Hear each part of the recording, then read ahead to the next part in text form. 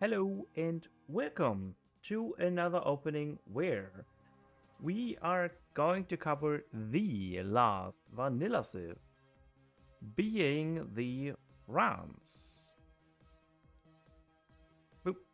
France being a very strong all-around civ that can do a lot of things very well. France does get Coureurs de Bois, which are stronger and better villagers, where you do pay a higher price for it.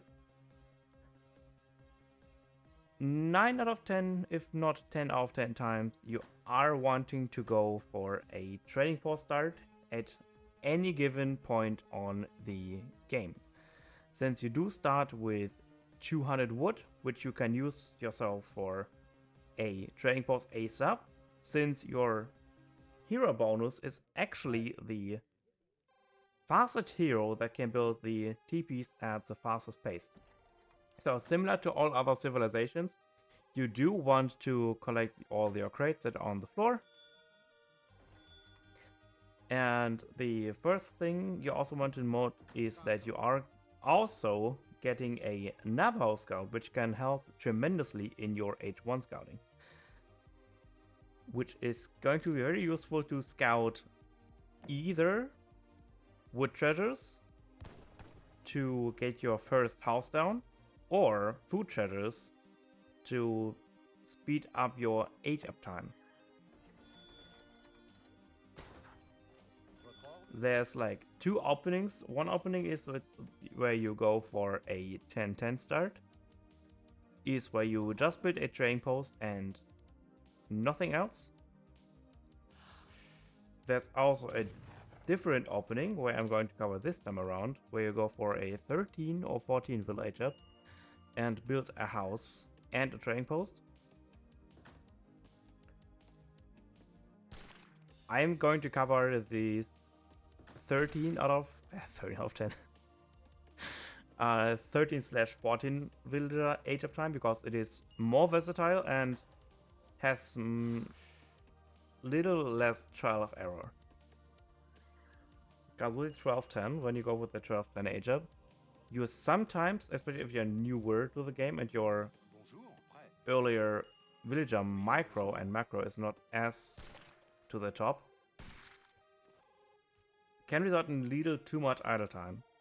So I advise, if you're a little newer to the game, that you are sticking to the house plus TP start, because it's a little bit friendlier towards newer players. So as said, you want to mitigate chopping for the wood for the first house as much as possible, and the position on the first house is depending on where your hunts are. I position it to the south because my hunt is spawned in the back, just so that I may or may not catch a raid that might happen. And your scout is going to do scouting to see if there's any good treasures on the map. Since our house is built, our next priority in terms of treasures is going to be food. Then we maybe can skip a will even to get a age a little bit earlier with truffles, for example. But we did not find anything so far, so I instead opt to go for this coin treasure right there. Very big leg spike. Which we're going to need the coin anyways into the transition phase, where I'm going to cover it later on. Turns out that we are going to go with a 13 village age up, maybe?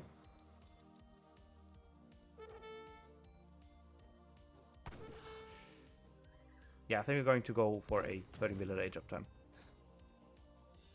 Oh, and it turns out that I did actually miss this coin treasure.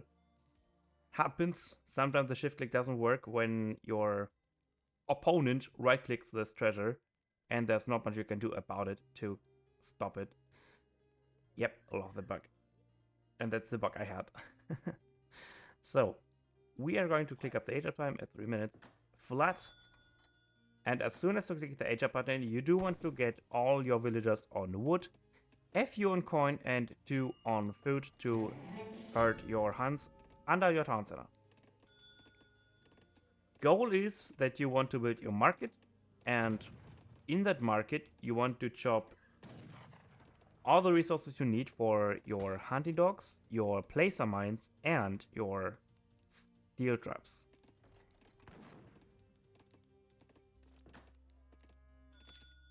That's really 3 to 4 on coin, depending on your treasuring.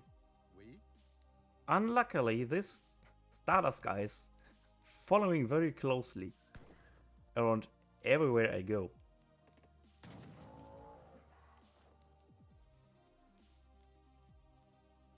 So trying to decide on picking up this XP treasure. I do not see him, by the way. Don't know that he's there. But I will soon see that he is going to this treasure, so that's why I try to stop and go for this left treasure. So maybe I can steal it from him, but he decides to leave it. So there's the hunting dogs, there's placer mines, and the next goal is to get 125 wood and coin for the steel traps. I do overtrap here a bit because I was a little focused on this explorer.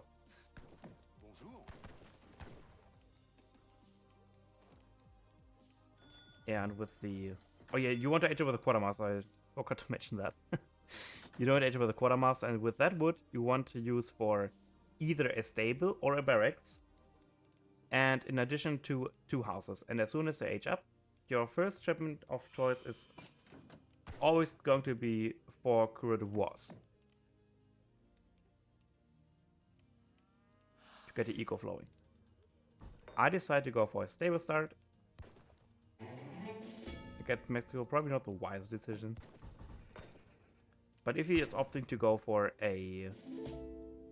Yeah, since I didn't saw a rush, so that's why I went for a stable start.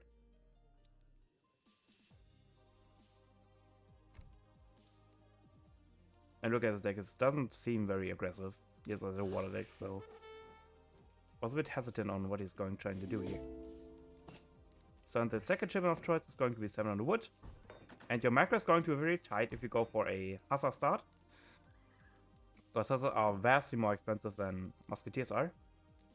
Usually 5 to 7 on coin and rest on food is the right choice to get your full batch of Hussars out. The macro is very tight if you want to get a full batch of Hussars out.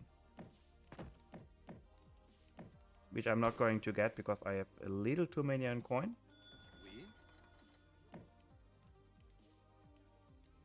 I think we're like 20 food short or something. I actually would have gotten it. Oh, damn. And the third card of choice is going to be 700 coin, which we are going to use to age up with. But if you are finding yourself under a lot of pressure, you can also end up sending something like 8 crossbowmen or a 600 wood instead. Maybe even 3 hussars, and time it with a miniman to defend any aggression that happens from your opponent. So I did not see any military building whatsoever. I am scouting again with my scout to see if there's anything fishy happening. But there's nothing really happening, so I thought that he's maybe going for either a revolt or a fast fortress. Which, spoiler alert, he does. So sticking to our plan, dropping a barracks with our wood. Yeah, with the wood you would usually want to get a barracks and the rest of housing. Stardust going to the third age, as we said. And as soon as the 700 coin is in, you want to collect those with 4 to 5 coureur de bois. And most of the time, if not all of the time, you want to age up with the Exile Prince. Since the trading post does give us a lot of experience and we already have our next shipment available.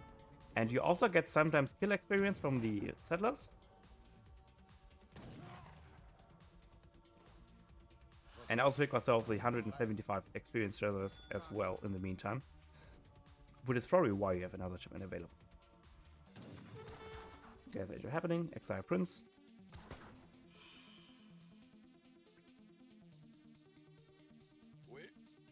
And the others are just there to buy ourselves time. There comes Artillery Foundry. I'm trying to see if he's on any hunt so far, but as we see, he is not.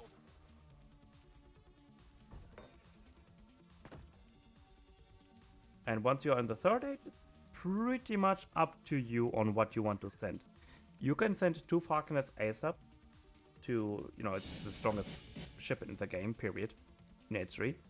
You can send 1000 wood if you need some infrastructure. You can send 1000 coin to even go for some sort of fast industrial, even because you also have the 10 CDB shipment in Age 4. And there's a revolt happening, and I'm thinking, oh my god, what should I do? Because this one's a very powerful revolt where it gets like Musk Fark on steroids. So usually saves option to opt to go for a Skirm Goon composition, since it's the best composition in the game, which is also quite easy to micro. So if you face a revolt like this, you usually have not much time to prepare. So that I opted to go for a military approach to send skirms and goons back to back. Sensitivity Vault also gives you Coherence as well. Where is it? What does it not? Oh, it's shipping it here. 3 Coherence. Which is why it's not really advisable to go for Coherence against this revolt specifically. But usually if you see Falconets, Coherence is a good option. So they could go for 1000 wood and 1000 coin to go for Coherence to counter their Falconets.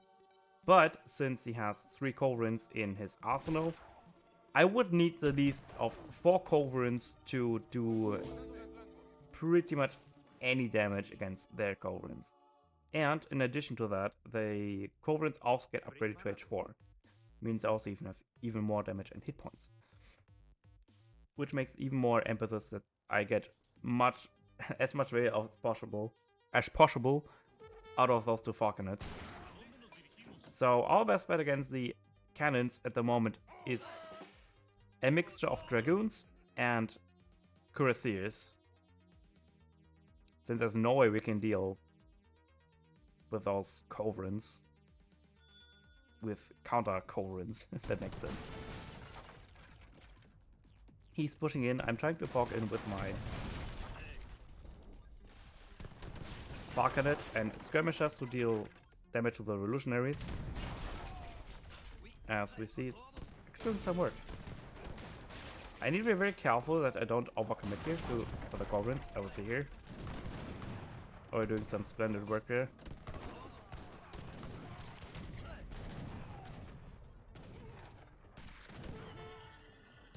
I'm getting the blunderbuss and upgrades for. Remember, your CDBs are very strong units,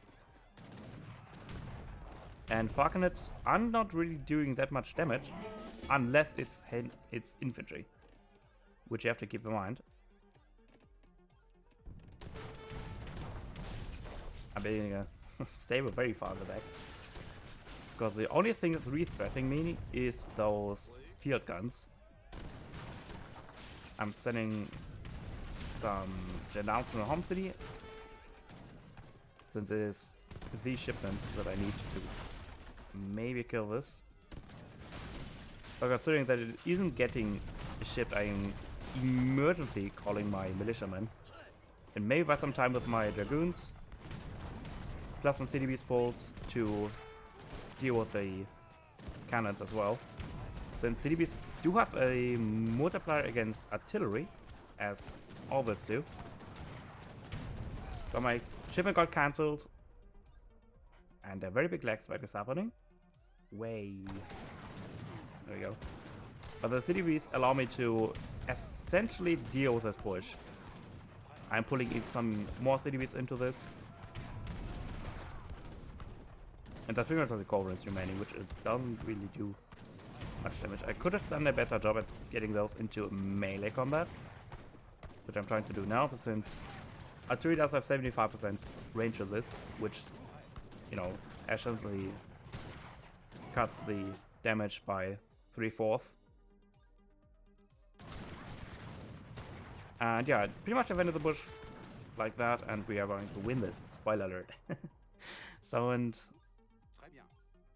with that out of the way, that is going to be the end of the standard opening of the runs. I know there was a decent showcase on how you could deal against like heavy pushes. Something like the Rio Grande Revolt, which is quite annoying to deal with.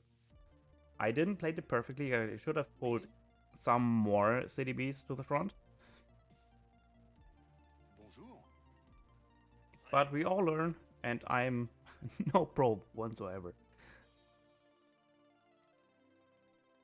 So yeah, go for a house and a TP. Focus on your wood treasures early on until you get a house done.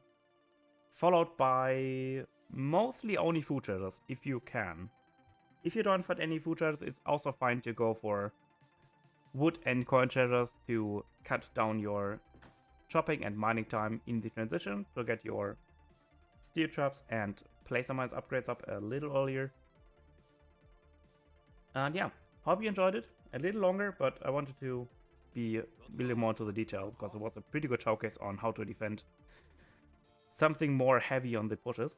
So yeah, hope you enjoyed it, and I'm going to see you then in the next one, where I'm going to cover the definitive civs, such as Swedes and Inca. Bye!